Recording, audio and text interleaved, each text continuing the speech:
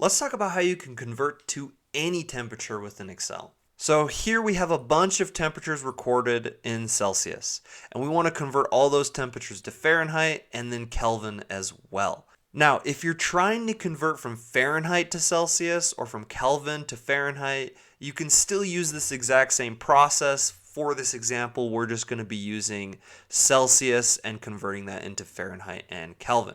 Now, Excel has this kind of built in already. All you need to do is use the convert formula. And then first you need to select the number that you're looking to convert and from the unit. So these are in Celsius. So Excel indicates Celsius by a capital C.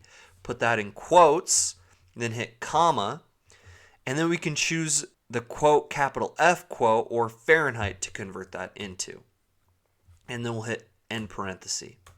And that will convert Celsius to Fahrenheit. We can then drag this formula all the way down and it will convert all of these into Fahrenheit. Now we can do the same thing for Kelvin here using the convert formula.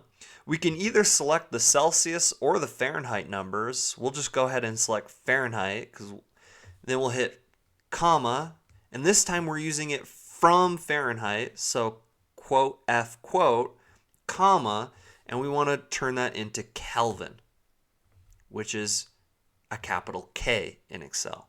Go ahead and hit enter, and then you can copy that formula all the way down, and then you have your conversions. There you can see Celsius to Fahrenheit, Fahrenheit to Kelvin, or Kelvin to Fahrenheit, and vice versa. So you can use that formula in any way. Basically, you just need to follow the steps of the formula by selecting what you want to convert, then telling Excel what unit of temperature that is in, and then selecting what unit of temperature you want that to be converted into. That is how you can convert into any temperature in Excel. Thank you so much for watching. Please subscribe and smash the like button before you go. Thank you, and just have a great rest of your day.